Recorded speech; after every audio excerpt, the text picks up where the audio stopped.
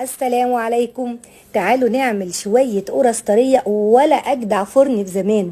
شوفوا القرص حجمها عامل ازاي، والقرصة من جوه بيضة فل شمعة منورة ما شاء الله، وطرية جدا جدا ومستوية واخدة لون حلو جدا.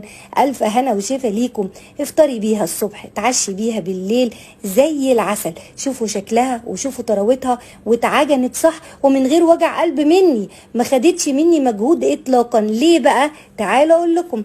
استعملت النهارده عجان رافال. عجان رافال يا جماعه الاكثر مبيعا في مصر، رقم واحد بقاله 4 سنين بسم الله ما شاء الله. ودي بقى بدايه السنه الخامسه، خمسه وخميسه في وش العدو، والحمد لله ثابت على وضعه، ثابت على كفاءته، وكمان ثابت منتهى الجوده اللي في الدنيا. ومعاه الدورق بتاعه 7 لتر ستانلس ستيل الاصلي ضد الصدأ. وكمان المفاجاه بقى ان كمان رافال عملت لنا على العجان كبه هديه 2 لتر ب3 ملحقات ليها تعمل لك كل حاجه في المطبخ.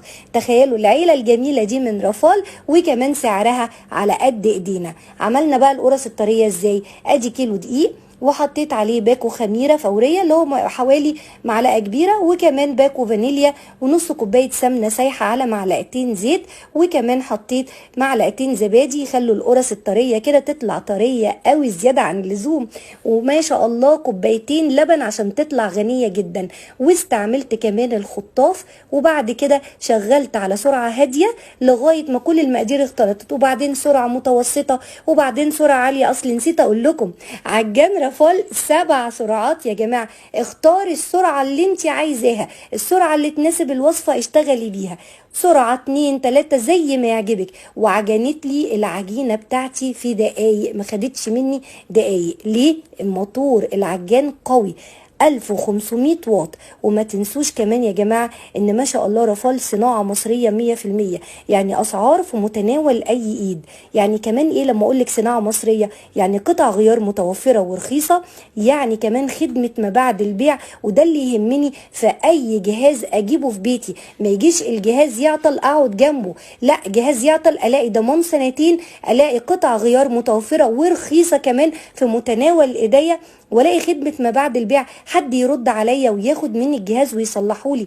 كل ده متوفر في رافال يا جماعه. وما تنسوش عروض الجمعه البيضاء من رافال، عملوها لكم بدري شويه عشان تلحقوها. يلا بينا نشوف القرص وهي طالعه من الفرن. سويناها على درجه حراره 200، حاجه كده عسل عسل عسل ما شاء الله يا جماعه.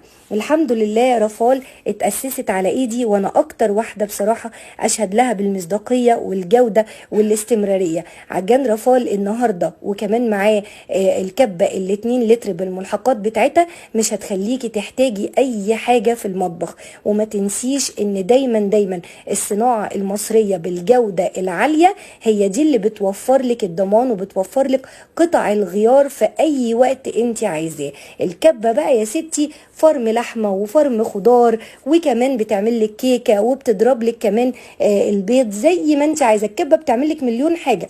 وما تنسيش انها بتقشر الثوم وبتفرم البصل، ودي اهم حاجه.